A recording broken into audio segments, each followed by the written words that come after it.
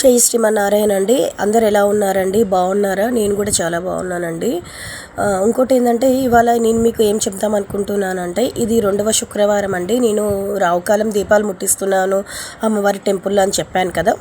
ఇది 2వ శుక్రవారం అండి. మార్నింగ్ స్కూల్ నుండి వచ్చిన తర్వాత ఇంట్లో అన్ని పనులు ఫినిష్ చేసి ఆ తర్వాత అమ్మవారి టెంపుల్కి వచ్చామండి. ఆల్రెడీ నేను ఈ వ్లాగ్ చేస్తున్నప్పుడు రావుకాల దీపాల గురించి నేను మీకు ఇంతకుముందు వ్లాగ్లో చెప్పాను కదా. 9 దీపాలు నిమ్మకాయ దాంట్లో వెలిగించాలి అని చెప్పేసి, అలాగే ఈరోజు కూడా చేస్తున్నానండి. ఇక్కడ స్కందగిరి టెంపుల్ ఉంటుందని చెప్పింది కదండి నేను మీకు అడ్రస్.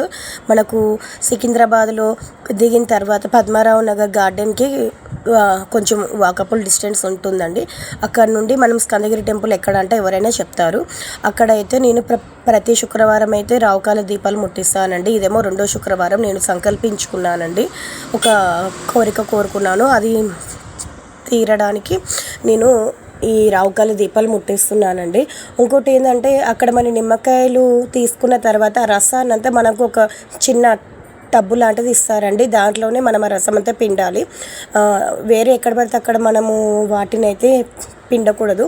సో నాకు ఈ నిమ్మకాయలను క్లీన్ చేయడానికి, అలాగే నాకు ఈ నిమ్మకాయలను కొయ్యడానికి అయితే మా గౌతమ్ కృష్ణ చాలా హెల్ప్ చేశాడండి.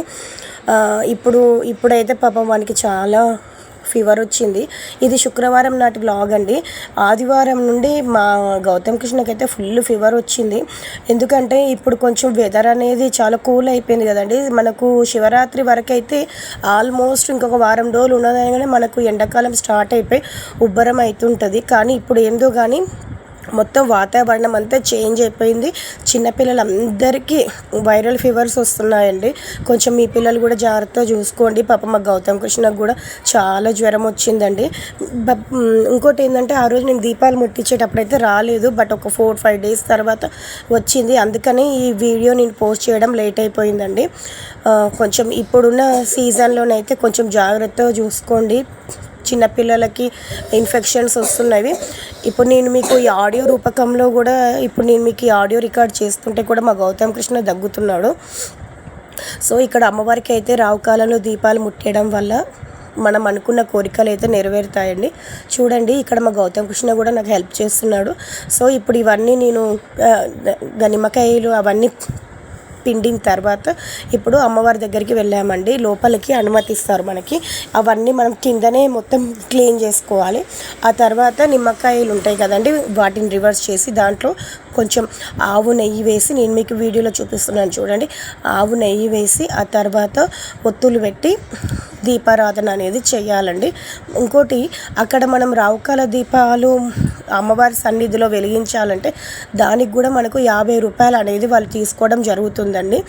అంటే మనం గుడికి కూడా ఏదో ఒక రకంగానైతే మనము హెల్ప్ చేయాలి కదండి. సో అక్కడ మనం దీపారాధన చేసేటప్పుడు కూడా 50 రూపాయలు అయితే తీసుకోవాలి.